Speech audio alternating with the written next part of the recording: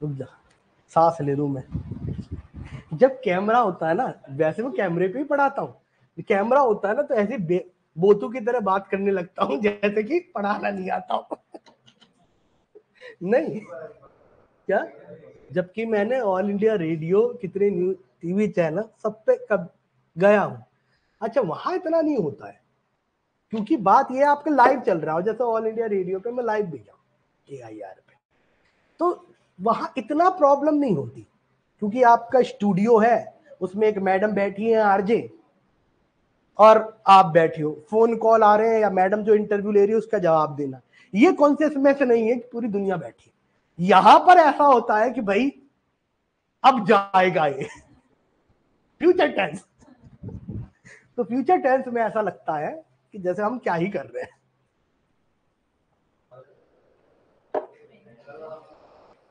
चलो इधर देख, कल मैंने सही पढ़ाया? अच्छा, मुझे लगता है, धन्यवाद आपने ये सब बातें कह दी, वरना मैं हमेशा, मैं तो अपने आप को बहुत,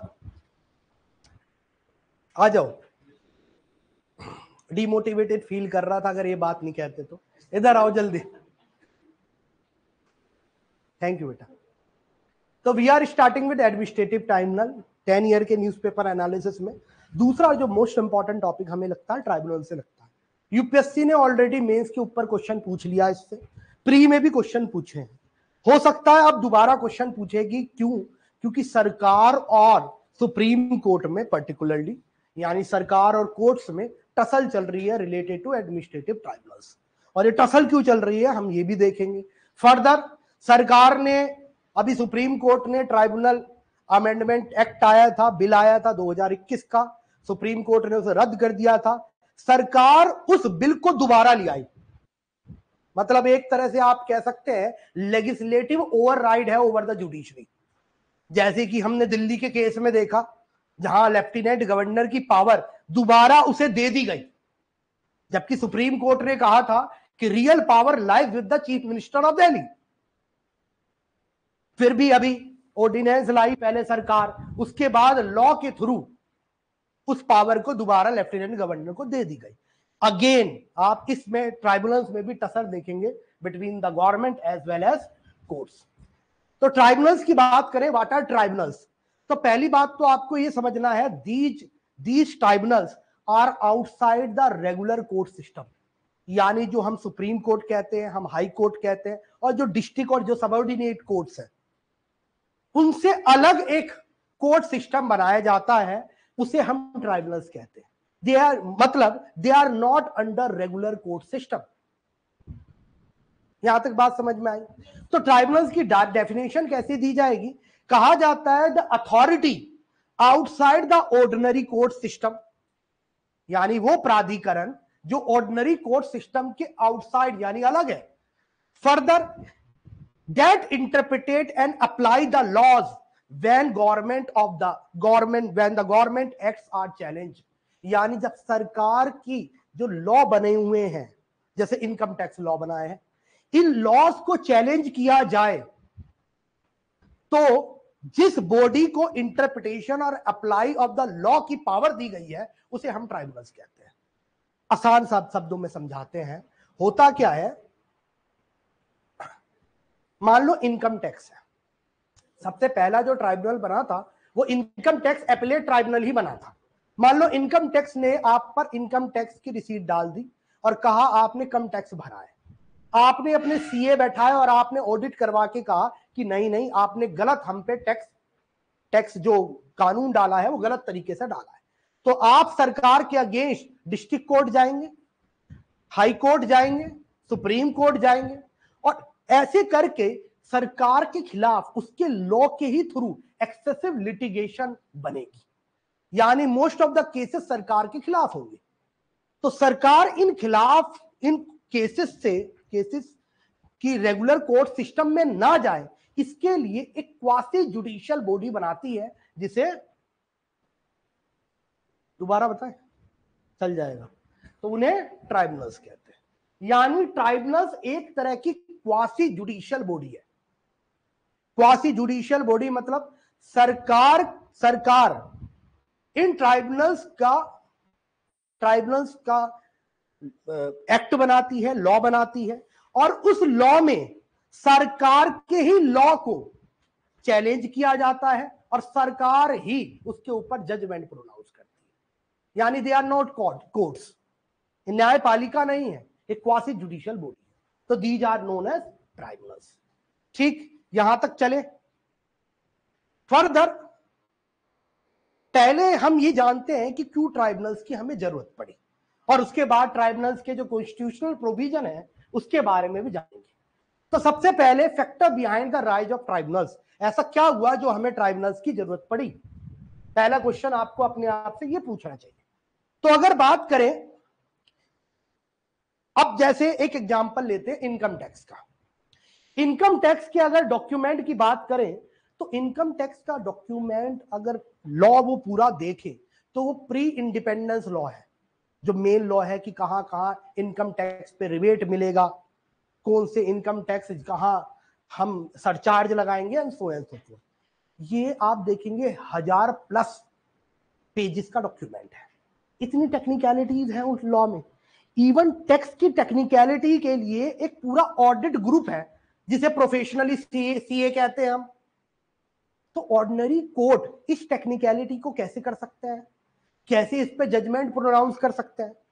तो जब सरकार में टेक्निकलिटीज किसी भी चीज को लेकर बढ़ने लगती है तो we need specialist body such as tribunals. जैसे हम कह सकते हैं इनकम टैक्स एपिलेट ट्राइब्यूनल, जहां पर इनकम टैक्स के खिलाफ ही आप अपील में जा रहे हैं। जैसे इन्वायरमेंट को लेकर अगर आपको कोई प्रॉब्लम है, मान लीजिए कोई इंडस्ट्री, बड़ी इंडस्ट्री आपकी एरिया को पोल्यूट कर रही है, तो आप चले जाते हैं नेशनल ग्रीन ट्राइब्यूनल, क्योंकि इन्वायरमेंट एक टेक्निकलिटी है ना। देखना पड़ेगा कि वहां पर कौन कौन से पोल्यूटेंट वो बड़ी इंडस्ट्री रिलीज कर रही है एटमॉस्फेयर में, तो टेक्निकलिटी है इसमें। तो एडमिनिस्ट्रेटिव ट्राइब्यूनल और ट्राइब्यूनल्स कहिए, इसलिए ये इंक्रीज हुए बिकॉज ऑफ इंक्रीजिंग टेक्निकलिटीज। दूसरा फैक्टर व्हाई दे इंक्रीज, सबसे बड़ी बात है रेगुलर कोर्ट में क्रिमिनल केसेस बहुत हैं, और आपने देखा होगा एवरेज पेंडेंसी जो केसेस है हमारी इंडियन कोर्ट्स की वो 12 साल की है, 11.6 ईयर्स की। कितने कितने न्यूज आर्टिकल में तो ये 15 साल है। Average pendency of cases in India is 15 years, यानी 15 साल से वो जेल कन्विक्टेड नहीं है, अंडर ट्रायल है। Can you imagine? और सिविल केसेस में तो बहुत ज्यादा है। तो प्रॉब्लम ये है कि इतनी पेंडेंसी ऑफ केसेस है, crore and crore of cases are pending in subordinate court, time delays बहुत है। तो टाइम डिलेज को, पेंडेंसी ऑफ केसेस को खत्म करने के लिए, क्विक रिजोल्यूट करने के लिए, यानी जल्दी डिसीजन देने के लिए वी नीड ट्राइब्यूनल्स। दूसरा जरूरी इसलिए हमने इसलिए ट्राइब्यूनल्स बनाया है। तीसरी प्रोसीजरल फ्लेक्सिबिलिटी। कभी आप कोर्ट सिस्टम में गए हो तो आपने देखा होगा जो क्रिमिनल केसेस होते हैं सीआरपीसी से चलते हैं, जो सिविल केसेस है सीपीसी से चलते हैं। ये प्रोसीजर है, दिस इज प्रोसीजर, यानी फ्रॉम एफआईआर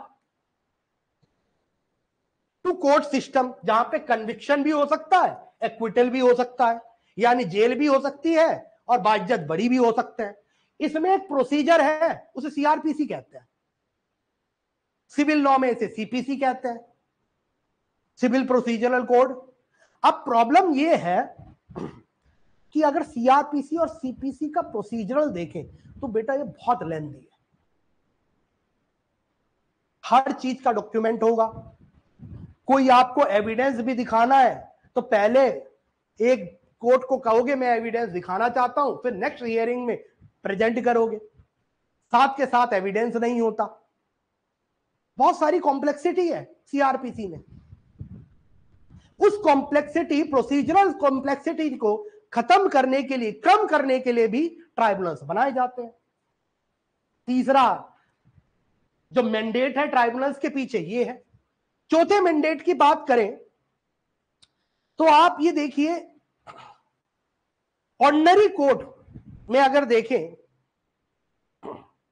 ऑर्डिनरी कोर्ट में फाइनेंशियल बर्डन भी बहुत ज्यादा होता है। एडवोकेट की फीस, फाइलिंग की फीस, रिटर्न स्टेटमेंट की फीस, WS जिसे कहते हैं, इन सब की फाइलिंग फीस बहुत ज्यादा है, एडवोकेट की फीस बहुत ज्यादा है। तो ऑर्डिनरी कोर्ट्स में आप समझिए फाइनेंशियल कॉस्टिंग बहुत ज्यादा होती है, इसलिए भी हमने उस कॉस्टिंग को कम करने के लिए ट्राइब्यूनल्स बनाए, लेकिन ये हो नहीं पाता, लेकिन फिर भी हमने ट्राइब्यूनल्स, ये भी एक मैंडेट है इसके पीछे। फर्दर कितनी बार चीजें जरूरी नहीं है कि प्रोसीजरल से चले, जैसे CRPC CPC है, हमें नेचुरल जस्टिस पे यानी सोशली रेलेवेंट मैनर पे भी जस्टिस प्रोनाउंस करना पड़ता है, जो कि रेगुलर कोर्ट में पॉसिबल नहीं है। That's why we need everyone. तो एक एक करके हम इन सारे ट्रिब्यूनल्स का मैंडेट देखते हैं और कैसे बनाए जाते हैं ये भी देखते हैं। तो हमने देखा factor behind the rise of tribunals. Next हम बात करते हैं ट्राइब्यूनल्स ओरिजिनल कॉन्स्टिट्यूशन में नहीं थे। इवन जो पहला ट्राइब्यूनल हम जो देखते हैं जो नॉन कॉन्स्टिट्यूशनल है, वो बनाया गया था अंग्रेजों के समय पर, जिसका नाम था income tax appellate tribunal, income tax को लेकर। लेकिन जब देयर इज इंक्रीज, बात ये है जब स्टेट का रोल ऐसे रेगुलेटिंग अथॉरिटी ज्यादा आया, क्या आया? रेगुलेटरी अथॉरिटी ज्यादा आया, यानी सिंपल सी बात है, LPG रिफॉर्म्स आए, इंडिया की इकोनॉमी बाहर वालों के लिए ज्यादा खुलने लगी,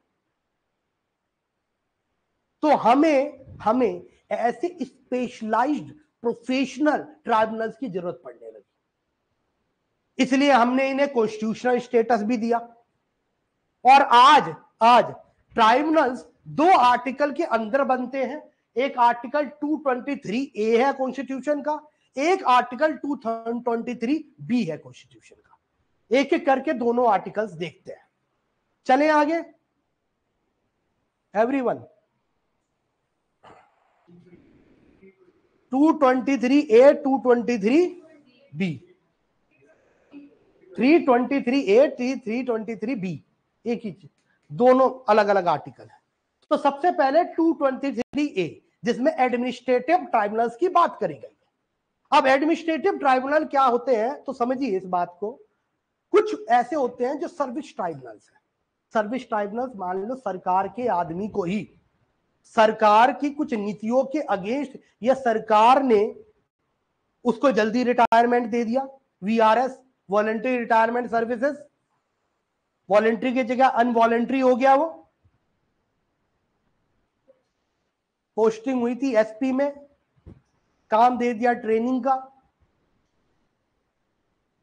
तो बहुत सारी चीजें होती हैं जिसमें मान लो सेंट्रल गवर्नमेंट के एम्प्लॉयज को स्टेट गवर्नमेंट के एम्प्लॉयज के, चाहे वो ग्रुप A के हो चाहे वो B के हो, प्रॉब्लम हो सकती है सरकार से।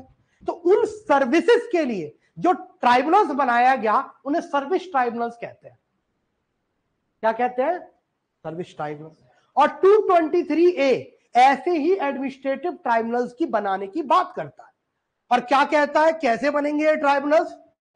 पार्लियामेंट में बाय लॉ, यानी जब संसद चाहेगी तब जाके ये ट्राइब्यूनल्स बनेंगे, जिसमें सरकारी मुनाजिम ही सरकार के खिलाफ केस ला लेगा और सरकार की जो ट्राइब्यूनल बनेगा उस केस को और डिस्प्यूट का निपटारा देगी एवरीवन। तो this is known as administrative tribunal. और ये कैसे बनेगी? तो parliament made a law.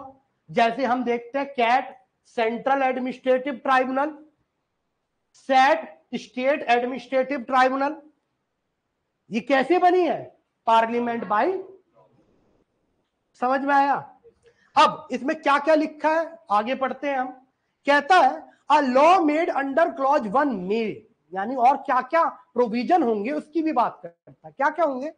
Provide for the establishment of the administrative tribunal for the union यानी केंद्र सरकार के लिए एक ट्राइब्यूनल होगा और स्टेट के लिए अलग ट्राइब्यूनल होगा। जैसे सेंटर वाले को कैट कहते हैं, स्टेट वाले को सेट कहते हैं। ये संविधान ने ही लिखा है कि अलग अलग होगा। एवरीवन। दूसरा वो कह रहा है स्पेसिफाई द जुरिडिक्शन। जुरिडिक्शन समझते हैं? कार्य क्षेत्र। क्षेत्र की तो क्या, क्षेत्राधिकार क्या है? क्षेत्राधिकार specify the jurisdiction power including power to punish for the contempt. यानी ये अवमानना के ऊपर भी वर्डिक्ट दे सकते हैं। जैसे मान लो अवमानना के ऊपर कैसे, जैसे अवमानना के ऊपर कैसे, जैसे मान लो आपने केस करा, जैसे एनजीटी का केस ले लेते हैं। यहां पर जरूरी नहीं है, देखिए बहुत सारे ट्राइब्यूनल्स में सरकार एक पार्टी होती है, लेकिन कुछ ट्राइब्यूनल्स ऐसे भी हैं जहां पर आम आदमी दूसरे लो आदमी पर, यानी मान लो किसी बड़ी इंडस्ट्री पे केस डाला तो यहां पर बड़ी इंडस्ट्री वर्सेस यू हो जाते हो। इसमें जरूरी नहीं है सरकार एक पार्टी है, दूसरी भी पार्टी हो सकती है। एवरीवन। तो अगर देखा जाए ये कह रहा है कि ट्राइब्यूनल अपने कंटेम्प्ट के लिए भी पनिश कर सकते हैं, अवमानना के लिए भी। जैसे एग्जांपल ले लेते हैं एनजीटी। एनजीटी ने मान लो किसी ऑर्गेनाइजेशन पे, एनजीटी पे कोई केस आया किसी ऑर्गेनाइजेशन का कि ये यमुना को पोल्यूट कर रही है। यमुना ने उस इंडस्ट्री वाले को कहा कि आप एक अपना एक रिप्रेजेंटेटिव भेजो, यहां वो केस को देखेगा। उस इंडस्ट्री ने कोई रिप्रेजेंटेटिव नहीं भेजा, बार बार कोर्ट का ऑर्डर आया तो भी नहीं माना, तो ट्राइब्यूनल अवमानना का केस डाल सकता है। कह सकता है गिरफ्तार करके लाओ उसे। अगर वो फिर भी नहीं आया तो एक्स पार्टे जजमेंट दे सकता है। एक्स पार्टे जजमेंट का मतलब होता है, मतलब जहां दूसरी पार्टी आई नहीं है, एक ही पार्टी को सुनकर आपने जजमेंट दे दिया, इसे एक्स पार्टे जजमेंट कहते हैं। ये भी हो सकता है। एवरीवन। तो दूसरा आर्टिकल ये कहता है कि एज ए अवमानना का भी इनके पास पावर है। तो अब आपसे पूछा जाए कंटेम्प्ट की पावर किस किस के पास है, तो पहला क्वेश्चन है supreme court, high court, subordinate court, tribunals. किस किस के पास है? चारों के पास है।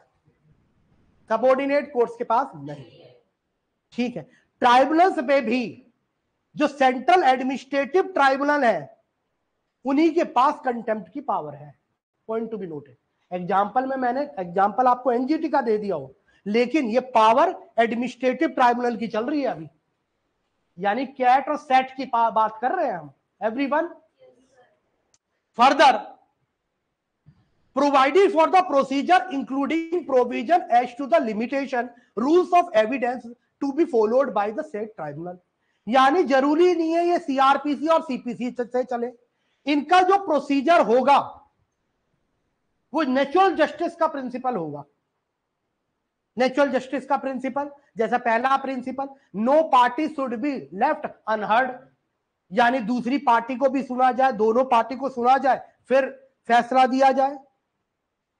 दूसरा principle, no one can be जज इन हिज और हर ओन केस, यानी आपने ही गुनाह करा और आप ही जज नहीं बन सकते। यानी जहां पर कंफ्लिक्ट ऑफ इंटरेस्ट हो, कंफ्लिक्ट ऑफ इंटरेस्ट हो, जैसे मान लो किसी ने मर्डर किया है, उसका ही चाचा जज है, ये नेचुरल जस्टिस के अगेंस्ट है। समझ में आया?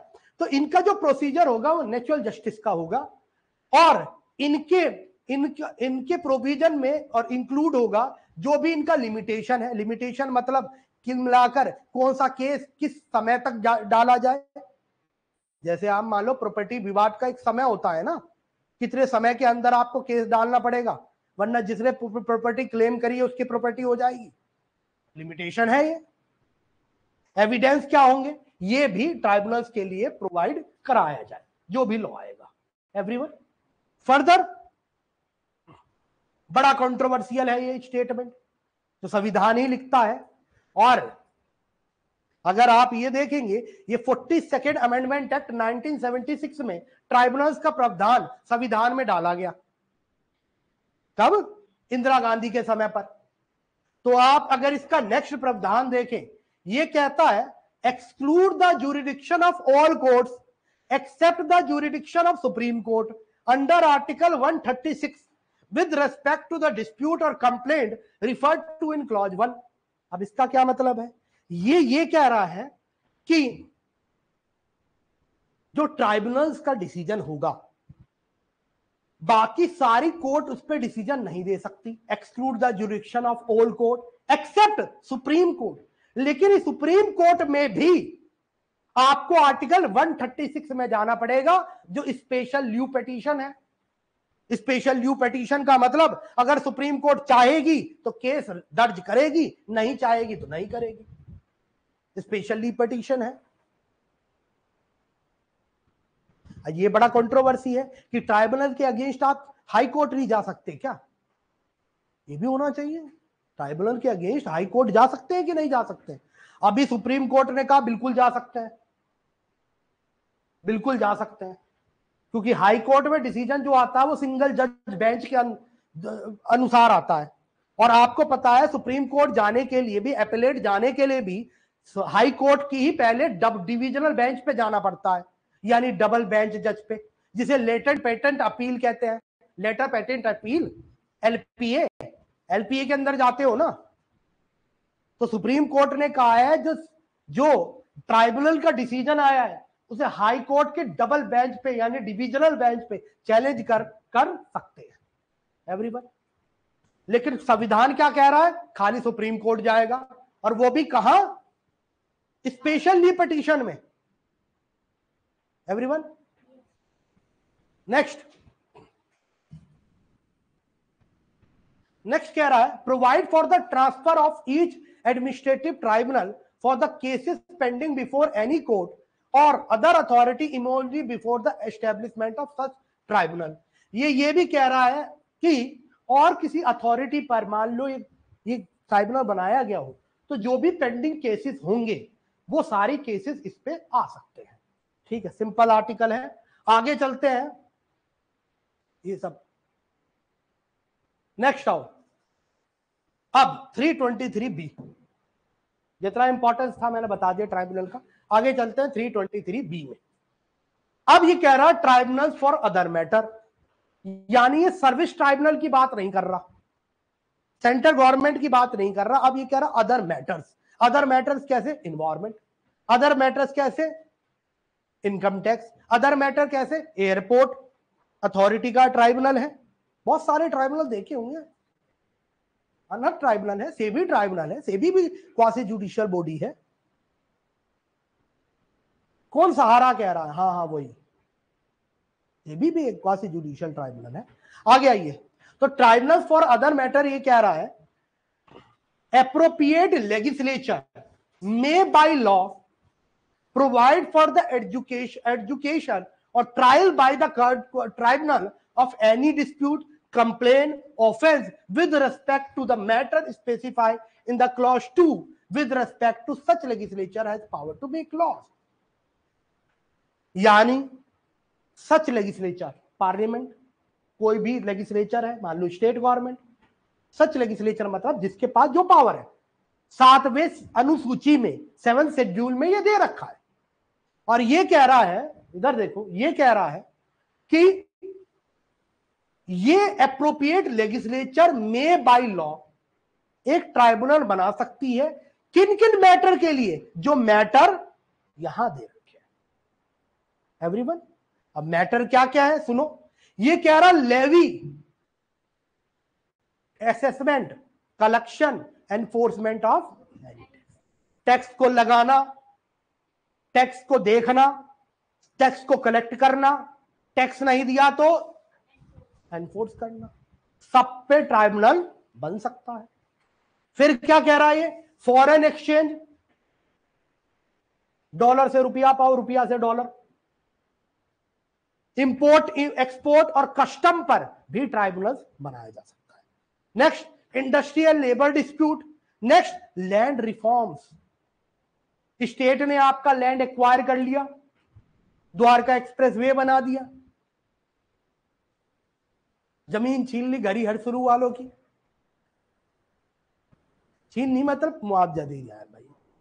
अब आपको कोई डिस्प्यूट है तो उसके लिए भी लैंड रिफॉर्म ट्राइब्यूनल बन सकता है, बिल्कुल everyone. Next, ceiling on urban property. जैसे गांव में अर्बन प्रॉपर्टी, रूरल प्रॉपर्टी का एक लिमिट होती है, जैसा हर स्टेट टू स्टेट वेरी करती है बेटा, ऐसी अर्बन प्रॉपर्टी के लिए भी सीलिंग हो सकती है और ट्राइब्यूनल हो सकता है। एक आदमी है, 10 घर है, रहता किसी में नहीं है, रहता बाहर ही है, अर्बन प्रॉपर्टी पे सीलिंग हो सकती है और उसके लिए ट्राइब्यूनल हो सकता है। फर्दर, इलेक्शन ऑफ एमपी और एमएलए, इनके इलेक्शन को एजुकेट करने के लिए या इलेक्शन से रिलेटेड कोई विवाद हो उसके लिए भी आर्टिकल, उसके लिए भी क्या बनाया जा सकता है, tribunal. Further, production, procurement, supply, distribution, food stamp और इन सब के लिए भी ट्राइब्यूनल बन सकता है। कुल मिलाकर हर चीज के लिए ट्राइब्यूनल बन सकता है एवरीवन।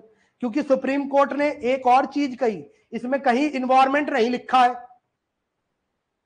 इवन रेंट क्या, लैंडलॉर्ड और रेंट, कभी रेंट वाला रेंट नहीं देता, कभी लैंडलॉर्ड कहता एक्स्ट्रा लैंड रेंट चाहिए, कोविड से ऐसा ही, तो उनके लिए भी ट्राइब्यूनल हो सकता है। समझे आरती हो? इधर देखो, नेक्स्ट आओ। तो इनके लिए भी ट्राइब्यूनल हो सकता है। तो आप इनमें देखेंगे कहीं पे भी इन्वायरमेंट नहीं लिखा, लेकिन हमने देखा है एक नेशनल ग्रीन ट्राइब्यूनल है इन्वायरमेंट के लिए। वो कैसे बनाया गया? सन 2010 में जब नेशनल ग्रीन ट्राइब्यूनल एक्ट आया और पार्लियामेंट ने ये ट्राइब्यूनल बनाया, तो सुप्रीम कोर्ट में इसे लेकर केस हुआ और कहा गया कि जब इन्वायरमेंट नहीं लिखा है तो आपने एनजीटी कैसे बना दी। तो सुप्रीम कोर्ट ने कहा ट्राइब्यूनल बनाने की पावर यहीं तक लिस्टेड नहीं है, पार्लियामेंट किसी भी इंपॉर्टेंट लॉ पर tribunal, everyone, this is not limited to everyone. Further, जो भी लॉ बनेगा, यानी ट्राइब्यूनल का जो भी लॉ बनेगा, जैसे एनजीटी के लिए एनजीटी एक्ट सन 2010 है ना एक्ट, अरे national green tribunal Shri Shri Ravishankar चले, तो जो भी लॉ बनेगा उस लॉ में पहला ये हायरार्की ऑफ ट्राइब्यूनल्स भी बनाएगा। अब प्रॉब्लम ये है, आपने सर्विस ट्राइब्यूनल में कोई हायरार्की वर्ड नहीं सुना होगा कि ये सबऑर्डिनेट ट्राइब्यूनल है, ये हायर ट्राइब्यूनल है, ये नहीं सुना होगा। लेकिन other than service tribunal we can have hierarchical tribunal, यानी मल्टीपल ट्राइब्यूनल भी हो सकते हैं, संविधान ही कह रहा है। दूसरी चीज, specify the jurisdiction power including power to punish for contempt, यानी इन्हें भी कंटेम्प्ट अवमानना करने की पावर दी गई है। An authority which may be exercise by the each of the said tribunal, जिस भी ट्राइब्यूनल को बनाया गया है उस पे कंटेम्प्ट की पावर भी दी जा सकती है। नेक्स्ट, प्रोसीजर प्रोवाइड करना इंक्लूडिंग लिमिटेशन, इंक्लूडिंग क्या क्या एविडेंस होंगे, ठीक है, उसे भी प्रोवाइड करना, वो भी लॉ प्रोवाइड कराएगा। नेक्स्ट, इसमें क्या लिखा है, फर्दर सुनो, exclude the jurisdiction of court call all court except the jurisdiction of supreme court under article 136। इसमें भी यही बात लिखी है कि जो केस है ये हाई कोर्ट और सबऑर्डिनेट कोर्ट में चैलेंज नहीं होंगे, सुप्रीम कोर्ट में होगा, वो भी under article special leave petition. Supreme court ने कहा ये नहीं चलेगा, किसी को ये तो हाई कोर्ट की पावर पे चेक हो गया और सेपरेशन ऑफ पावर के भी अगेंस्ट है। एक क्वासी जुडिशियल बॉडी जुडिशियल का काम कर रही है, एक तो ऊपर से हाई कोर्ट में केस ना जाए, ऐसा कैसे हो सकता है? ठीक है, नेक्स्ट,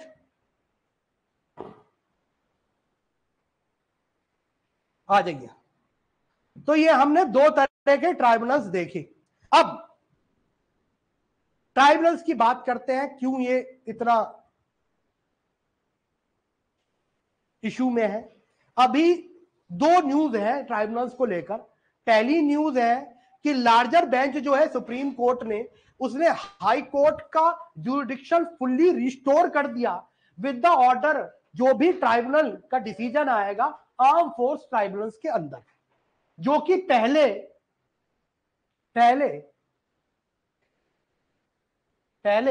बस एपेक्स कोर्ट तक रेस्ट्रिक्टेड था, अब वो हाई कोर्ट पे भी जा सकता है। समझ में आया? ट्राइब्यूनल्स क्या है मैंने आपको बता दिया था। ट्राइब्यूनल्स क्या है? These are tribunal, they follow. समझ में आया? आगे आओ। क्या बेटा?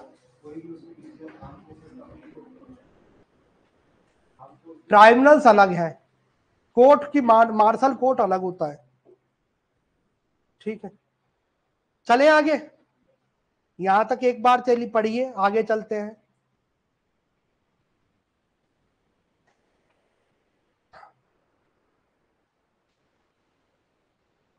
चलिए, तो मैंने कॉन्स्टिट्यूशनल स्टेटस की बात करी थी। 323A में क्या है? सेट और कैट। 323B में क्या है? बाकी के ट्राइब्यूनल, जैसे बहुत सारे ट्राइब्यूनल हैं। ठीक है, अब बेनिफिट्स क्या क्या है ट्राइब्यूनल्स के? कॉस्ट इफेक्टिव है, नॉर्मल कोर्ट में ज्यादा लिटिगेशन होती हैं, ज्यादा टाइम लगता है, हर चीज के लिए फाइलिंग चार्ज होता है, most of the filing charges होते हैं, WS के हर चीज के फाइलिंग चार्ज है।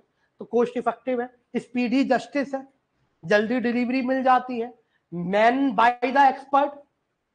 अब सिंपल सी बात है कि ट्राइब्यूनल्स इसलिए भी बनाए जाते हैं, कुछ स्पेसिफिक एरिया में ऑर्डिनरी कोर्ट्स में इतनी एक्सपर्टाइज नहीं होती। क्या नहीं होती? अब मान लो इन्वायरमेंट से रिलेटेड कोई टॉपिक है, कितना पोल्यूट कर रही है, कैसा पोल्यूट कर रही है, इस पे एनजीटी ज्यादा अच्छा डिसीजन देता है, यानी यहां पर एक्सपर्ट्स हम डाल सकते हैं, जबकि रेगुलर जुडिशियल कोर्ट में एक्सपर्ट नहीं जज पे बैठा सकते। फिर किसी ने कहा कि ऐसा नहीं है, कोर्ट एक अपना कोर्ट का फ्रेंड भी नियुक्त कर सकता है, जिसे एमिकस क्यूरी कहते हैं। एमिकस क्यूरी का भी तो कंसेप्ट होता है इसका, which is a friend of the court. जो एक्सपर्ट बंदे होते हैं, एक्सपर्ट लोग होते हैं, किसी भी कोर्ट एक्सपर्ट स्पेशलाइज्ड होते हैं। जैसे मान लो इनकम टैक्स का कोई इश्यू सुप्रीम कोर्ट में गया है, तो किसी ऑडिट वाले सीए वाले को एमिकस क्यूरी बना दिया गया, they are friend of the court. लेकिन ऐसा कहा जाता है ट्राइब्यूनल को एक्सपर्ट के लिए भी बनाया गया है। ठीक है, अभी इसके ऊपर बात करेंगे डिटेल में कि क्या क्या प्रॉब्लम्स है। प्रॉब्लम्स तो बहुत है ट्राइब्यूनल में। आगे चले। नेक्स्ट, ग्रेटर फ्लेक्सिबिलिटी है, क्योंकि ये सीआरपीसी से नहीं आते, सीपीसी से डिसीजन नहीं दे रहे। किससे दे रहे? नेचुरल जस्टिस से। ठीक है, तो ये अपने आप को चेंजिंग सोशियो इकोनॉमिक सर्कमस्टांसेस से भी अपने आप को अलाइन करते हैं, जो कि रेगुलर कोर्ट्स कम करती है, क्योंकि वो प्रोसीजर से चलती है। Everyone, further it provides relief to the court. जैसे मैं आपको बताऊं, लोअर कोर्ट की बात करें और बर्डन ऑफ कोर्ट्स की बात करें, तो 4.5 करोड़ से ज्यादा केसेस पेंडिंग है। इजराइल की इतनी पॉपुलेशन नहीं है, कितने यूरोप के देश समा जाए इसमें, और हमारे यहां पेंडेंसी ऑफ केसेस इतना है। समझ में आया? फर्दर, हमारे यहां इंडिया में पॉपुलेशन अगर देखा जाए 10 लाख लोगों पे खाली 20 जज है। ये भी बहुत प्रॉब्लम है कि we have use vacancy in judiciary, जो कंप्लीटेड ही नहीं है। तो tribunals can be a relief to the courts. आगे बात करें तो tribunals allow the executive to try new policy, social program. जो, , , , , , , , , जो, , , , , जो, , , , , जो, , , , जो, , , , जो, , , , , जो, , , , , जो, , , , , , जो, , , , , , , , , , , , , , , , , एक्सेसिव लिटिगेशन हो सकता है कोर्ट्स में, उस एक्सेसिव लिटिगेशन को कम करने के लिए, न्यू एक्सपेरिमेंट ट्राई करने के लिए हम ट्राइब्यूनल्स भी बना सकते हैं। कोई सोशल प्रोग्राम है, अब मान लो सोशल प्रोग्राम में, वेलफेयर प्रोग्राम में ज्यादा टैक्स लगाया गया, मान लो पेट्रोल पे एजुकेशन टैक्स लगाया गया, पेट्रोल का रेट बढ़ गया, लोगों ने कहा हम तो एजुकेशन का पे नहीं करेंगे टैक्स, तो टैक्स के लिए आई टैट हो सकता है, इनकम टैक्स एपिलेट ट्राइब्यूनल, या ये तो इनकम टैक्स का हो गया, इनडायरेक्ट टैक्स का ट्राइब्यूनल हो सकता है। एवरीवन, इशू क्या है? सबसे पहले ऐसा देखा गया है और लॉ कमीशन का भी ऐसा कहना है कि कितनी बार कितने अननेसेसरी ट्राइब्यूनल्स बनाए गए हैं, अननेसेसरी, जिनकी जरूरत नहीं है फिर भी बनाए गए हैं। तो there is a tribunalization of justice, this is the problem with the tribunals. दूसरी प्रॉब्लम है अनप्रेडिक्टेबिलिटी ऑफ डिसीजन, यहां पर कॉमन मोडस ऑपरेंडी तो है नहीं, तो कितनी बार आर्बिट्रेरीनेस यानी खुद से लिया हुआ डिसीजन है, आर्बिट्रेरी है। नेक्स्ट चीज देखें तो लीगैलिटी ऑफ डिसीजन। अब हमने एक्सपर्टाइज डालने के चक्कर में कितनी बार ऐसा होता है, एक्सपर्ट लोग ज्यादा होते हैं, लीगल लोग कम होते हैं। अब किसी भी केस का डिसीजन लीगैलिटी पे बताया जाएगा या फिर टेक्निकलिटी के बेसिस पे बताया जाएगा? लीगैलिटी के बेसिस पर, लीगैलिटी के बेसिस पर। टेक्निकलिटी ये होती है, मान लो किसी ने किसी खेत को कब्जा किया, उस खेत पे ट्यूबवेल लगा दिए, सब सारा डेवलपमेंट कर दिया, टेक्निकलिटी में तो खेत उसका हो गया, लीगैलिटी में तो जिसका है उसका होगा।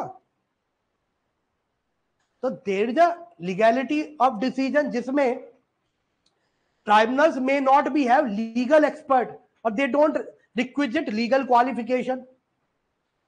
ट्राइब्यूनल्स में एक्सपर्टाइज भी बिठाए जाते हैं, तो कितने लोगों ने ये कहा कि they should not be the part of tribunals, ये एमिकस क्यूरी होने चाहिए खाली। और ट्राइब्यूनल्स में एक्सपर्ट, ये टेक्निकल एक्सपर्टाइज बैठाने की क्या जरूरत है? मान लो एक एग्जांपल दे रहे हैं आपको, इनकम टैक्स एपिलेट ट्राइब्यूनल है, टैक्स नोटिस आया आप पर, आपने आई टैट पे केस फाइल करा, सरकार के अगेंस्ट ही केस है।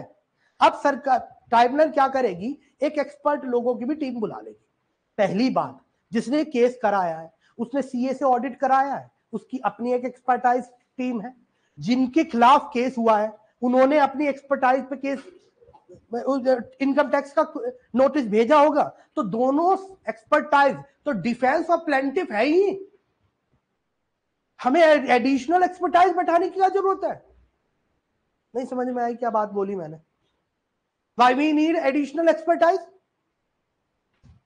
जब डिफेंस और प्लेंटिफ के पास ही एक्सपर्टाइज है, why we need it?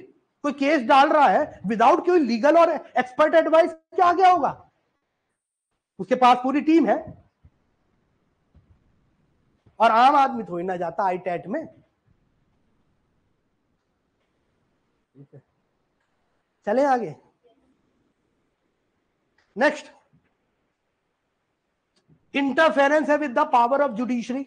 जो जुडिशरी की पावर है वो हमने किसको दी है? ट्राइब्यूनल्स को। कितनी बार? अब कितनी बार जुरिडिक्शन जो कोर्ट है उस पे ट्राइब्यूनल्स उनकी पावर पे आ जाते हैं। जैसे आपको एक चीज बताऊं मैं, डिफरेंट डिफरेंट तरह के ट्राइब्यूनल्स हैं, एक बार मैं बता देता हूं आपको, एक डायग्राम चाहे बना ले तो। ये है सबसे ऊपर एपेक्स कोर्ट, ठीक है, उसके नीचे हमें पता है हाई कोर्ट है, क्योंकि हमारे यहाँ इंटीग्रेटेड जुडिशरी है, हायरार्किकल जुडिशरी है, कहते हैं ना एकात्म जुडिशरी है। ऐसा सरकार नहीं है हमारे यहाँ, सेंटर यूनियन के नीचे नहीं, सेंटर मतलब सेंटर के नीचे स्टेट नहीं आते हैं, लेकिन हाँ सुप्रीम कोर्ट के नीचे हाई कोर्ट आता है। Everyone, we have integrated judiciary. तो सुप्रीम कोर्ट है, हाई कोर्ट है। इधर आप देखेंगे तो कितनी ट्राइब्यूनल्स हाई कोर्ट के इक्विवेलेंट बनाए गए हैं। किसके इक्विवेलेंट बनाए गए हैं? फिर हाई कोर्ट के नीचे क्या है? सबऑर्डिनेट कोर्ट्स, डिस्ट्रिक्ट कोर्ट्स हैं और सबऑर्डिनेट कोर्ट्स हैं, सबऑर्डिनेट कोर्ट्स और सबऑर्डिनेट कोर्ट्स के साथ साथ कुछ इन्हीं की पावर को देकर कुछ ट्राइब्यूनल्स यहां बनाए गए हैं। समझ में आई बात? अब जो ये ट्राइब्यूनल्स हैं उनके लिए संविधान ने लिखा है कि वो डायरेक्ट 136 में स्पेशल लीव पिटीशन में ही जा सकते हैं सुप्रीम कोर्ट। तो अभी 1997 के करीब चंद्र कुमार केस हुआ और चंद्र कुमार केस में सुप्रीम कोर्ट ने क्लियर कर दिया है कि ये वाले जो ट्राइब्यूनल है इनके खिलाफ भी आप हाई कोर्ट जा सकते हो इन डिविजनल बेंच, तब जाके आप हमारे पास आओगे। ये ट्राइब्यूनल हाई कोर्ट के इक्विवेलेंट नहीं है, ये सिंगल जज के इक्विवेलेंट कह सकते हैं आप कि सिंगल जज का जो जजमेंट आया है। फर्दर इनके खिलाफ तो आप जा ही सकते हैं इस वाले एवरीवन, इनके खिलाफ ये केस नहीं ले सकते सबऑर्डिनेट कोर्ट, लेकिन इनके खिलाफ तो हाई कोर्ट ले सकता है और इसके खिलाफ भी डबल बेंच डिविजनल बेंच के पास केस जाएगा। तो चंद्र कुमार केस था 1997 का, वहां पे सुप्रीम कोर्ट ने क्लियर कर दिया। चले बेटा आगे। लोअर ट्राइब्यूनल से उनके अगेंस्ट हाई कोर्ट बिल्कुल जा सकते हैं, तो इनके खिलाफ यहां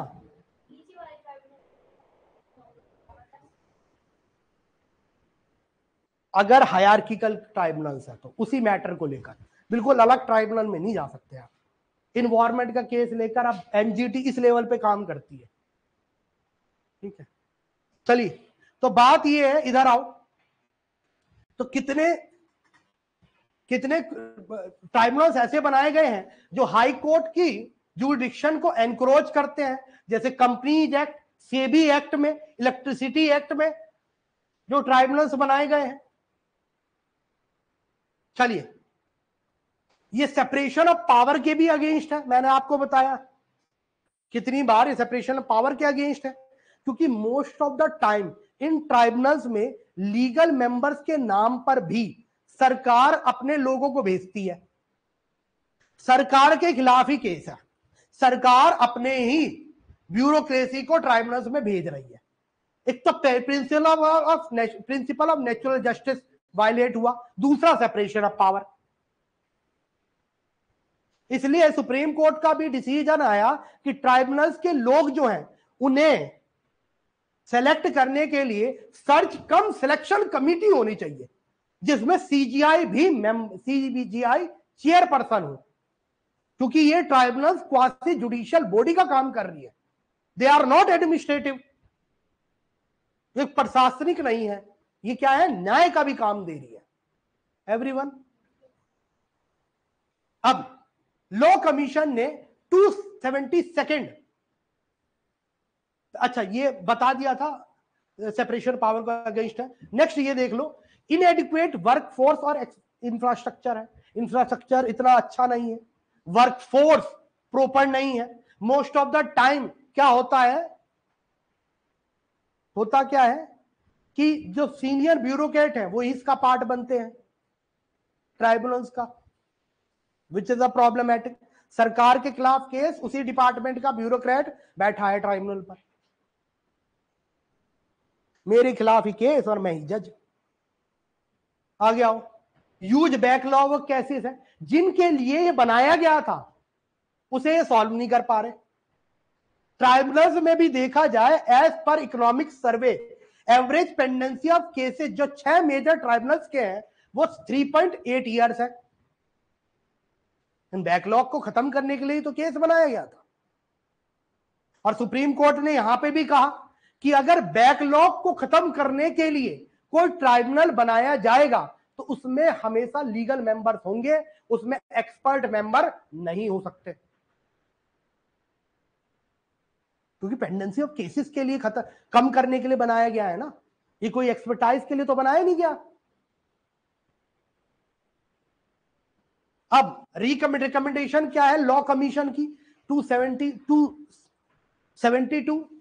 अगर देखा जाए, लॉ कमीशन एक एग्जीक्यूटिव बॉडी है जो सरकार को डिफरेंट डिफरेंट लॉ को लेकर रिकमेंड करती है कि क्या क्या होना चाहिए। सरकार को इस रिकमेंडेशन को मानना ना मानना सरकार के ऊपर है।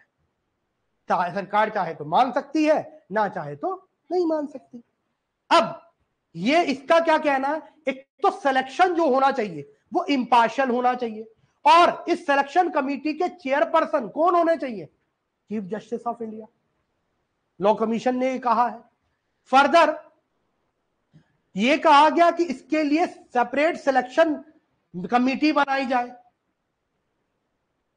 और सेपरेट सिलेक्शन कमेटी जो टेक्निकल मेंबर्स हैं, अकाउंटेंट मेंबर है या एडमिनिस्ट्रेटिव मेंबर्स हैं, उनके लिए भी अलग से सेपरेट सिलेक्शन कमेटी बने। एक सिलेक्शन तो बने जो इनके चेयरपर्सन बना रही है ट्राइब्यूनल्स के, दूसरी सिलेक्शन कमेटी जो इन तरह के मेंबर्स को अपॉइंट करे, जो खाली सरकार के लोग ना हो, सरकार के नुमाइंदे ना हो, एवरीवन। दूसरा, स्विफ्ट अपॉइंटमेंट हो। ऐसा नहीं कि पेंडेंसी जो वैकेंसी है ट्राइब्यूनल्स में बहुत दिन दिन तक कोई आ ही नहीं रहा है, जज वैकेंट पड़ी हुई है, कोई जज ही नहीं है, तो स्विफ्ट अपॉइंटमेंट हो। सिंगल नोडल एजेंसी हो, यह भी बड़ा इंपॉर्टेंट है। सिंगल नोडल एजेंसी कहा गया है कि लॉ मिनिस्ट्री के अंदर कोशिश करा जाए एक बड़ा ट्राइब्यूनल बनाया जाए जो बाकी के सारे ट्राइब्यूनल्स को रेगुलेट करे। एक सिंगल ट्राइब्यूनल बनाया जाए, नोडल एजेंसी। और अच्छी बात है, अभी क्या डिफरेंट डिफरेंट ट्राइब्यूनल्स है, हर डिफरेंट ट्राइब्यूनल आइसोलेशन में वर्क कर रहा है, कोई फ्रेमवर्क नहीं है वर्क का within which they have to work. तो there should be a single nodal agency for the uniformity and monitor of working of tribunals. Uniformity हो अपॉइंटमेंट में, टेन्योर में, यानी कितने साल तक वो अपॉइंटेड है, सर्विस कंडीशन क्या होगी, इसमें भी यूनिफॉर्मिटी होनी चाहिए, जो अभी नहीं है। नेक्स्ट, हाई कोर्ट के पास पावर होनी चाहिए रिव्यू की। जो चंद्र कुमार केस जो मैं आपको बता रहा था, उसमें सुप्रीम कोर्ट ने कह भी दिया कि high court has power to divisional court करेगी। नेक्स्ट, लोकेशन ऑफ ट्राइब्यूनल, हर जगह इसकी बेंचेस होनी चाहिए। एनजीटी के लिए ऐसा ना हो दिल्ली आना पड़े खाली, खैर एनजीटी की और भी बेंचेस हैं लेकिन महानगरों में है। कहने का मतलब है एनजीटी को और भी जगह बनाया जाए, और भी तो जगह पॉल्यूट होती हैं, गुड़गांव में तो नहीं है एनजीटी, तो इसकी और भी डिफरेंट ब्रांचेस होनी चाहिए, so that people from every geographical area have access to, ये होना चाहिए। नेक्स्ट है ट्राइब्यूनल रिफॉर्म एक्ट 2021। ये भी बड़ा कंट्रोवर्शियल रहा है, और इसे भी हम देखते हैं क्या क्या है।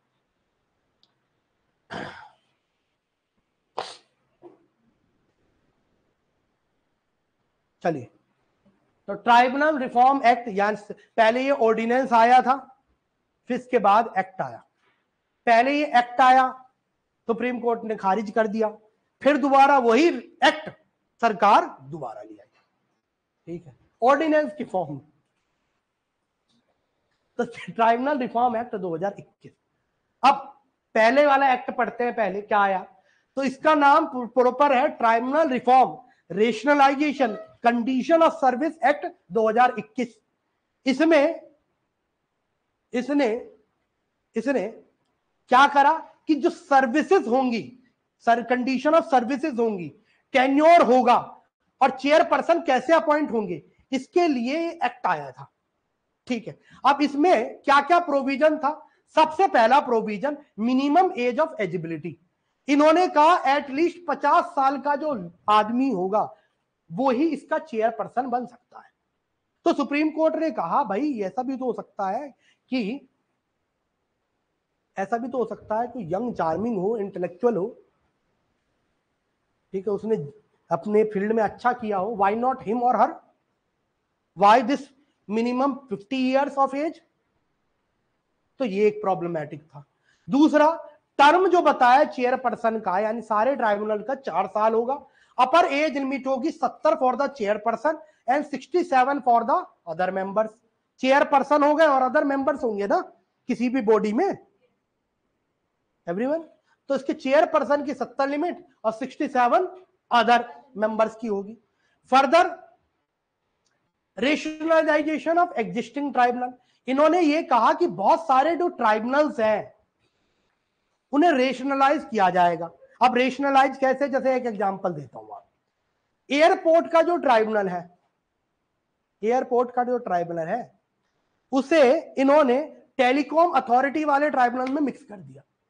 लोगों ने कहा यार एयरपोर्ट का टेलीकॉम से क्या मतलब है, तो ऐसे तो रेशनलाइजेशन करी है। कोर्ट को इसमें भी दिक्कत थी कि आपने जो रेशनलाइजेशन करा है उस रेशनलाइजेशन का कोई पैरामीटर नहीं है। रेशनलाइजेशन मतलब बहुत सारे ट्राइब्यूनल्स है भाई, उन्हें रेशनलाइज करके एक एक दो दो बनाने। बहुत सारे ट्राइब्यूनल्स का जो वर्किंग पैरामीटर है वो एक को दे देना, इसे कहते हैं रेशनलाइजेशन। इसमें भी कोर्ट ने आपत्ति जताई है। फर्दर नेक्स्ट सर्च कम सिलेक्शन कमिटी, उन्होंने कहा कि चेयरपर्सन और मेंबर ट्राइब्यूनल्स के कैसे अपॉइंट होंगे, तो उन्होंने कहा chief justice of India, chief justice of India या कोई भी जज जो सीजीआई अपॉइंट करे वो सर्च कम सिलेक्शन कमिटी के कंपोजिटर होंगे, वो सेलेक्ट करेंगे। प्लस सिटिंग और आउटगोइंग चेयरपर्सन होगा कोई भी ट्राइब्यूनल कंसर्न का, जो आउटगोइंग चेयरपर्सन है ट्राइब्यूनल का वो भी उसका मेंबर होगा। और रिटायर्ड जज ऑफ द सुप्रीम कोर्ट और रिटायर्ड जज ऑफ हाई कोर्ट कोई भी हो सकते हैं। Next secretary of the ministry under which tribunal is constituted with no voting right, कहा गया। अच्छा, दो पैरामीटर थे जो बड़ी प्रॉब्लम थी इसमें और जिसके ऊपर कंट्रोवर्सी सारी हुई। अब इसमें ये क्या था सुन लो। सबसे पहले कि इन्होंने कहा सिलेक्शन कमिटी, सिलेक्शन कमिटी जो होगी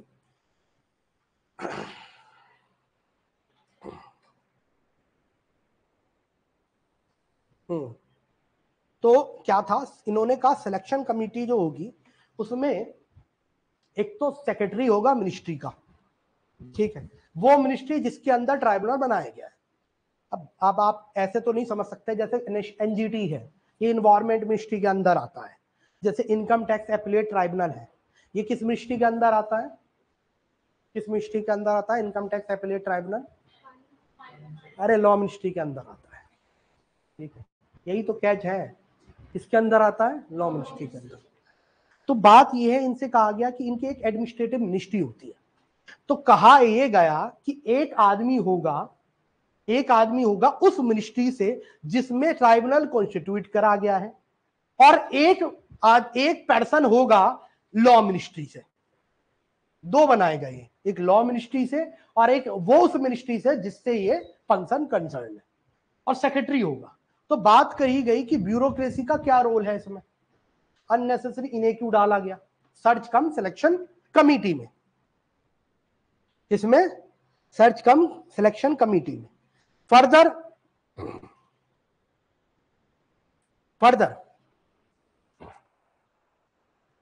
ये जो सर्च कल सिलेक्शन कमिटी है ये दो नेम अपॉइंट करेगी, कितने, दो नेम बता रहा हूं। इसमें ये इशू क्या क्या है लिखा होगा इसमें, दो नेम क्या करेगी, अपॉइंट करेगी हर ट्राइब्यूनल के लिए। मतलब मान लो चेयरपर्सन बनना है तो दो नेम इन्होंने सर्च कम सिलेक्शन कमिटी ने सरकार को दी, सरकार दो में से एक चुनेगी। एक केस हुआ मद्रास बार एसोसिएशन का केस सुप्रीम कोर्ट में, सुप्रीम कोर्ट ने ये पूरा एक्ट निरस्त कर दिया, ठीक है, सरकार इसे दोबारा ले आई पार्लियामेंट में। बात ये है, अभी इसका नाम है ट्राइब्यूनल रिफॉर्म बिल, क्योंकि एक्ट तो खत्म हो गया, अब बिल ले आई फिर दोबारा, ठीक है।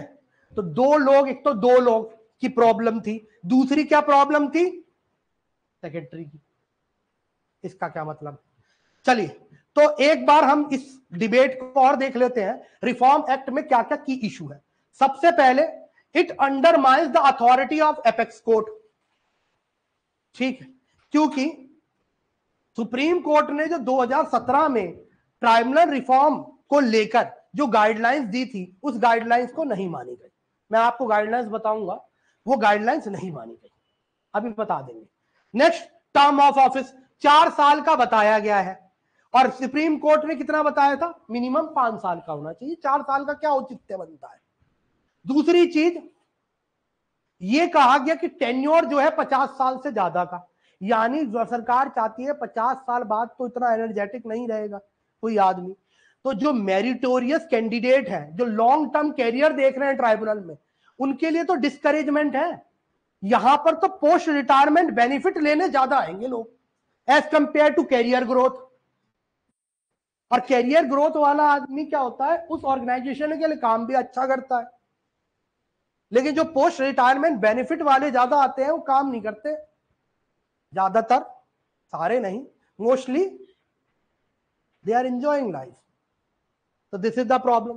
फर्दर इसमें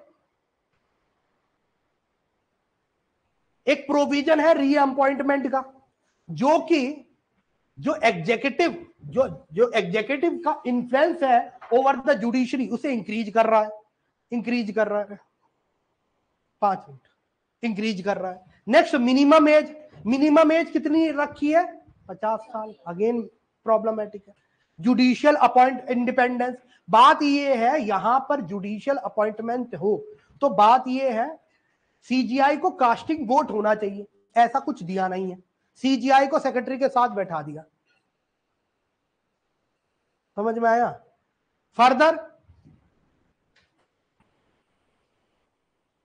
lack of proper debate, bill voice board से पास कर दिया गया विदाउट हैविंग प्रॉपर डिबेट।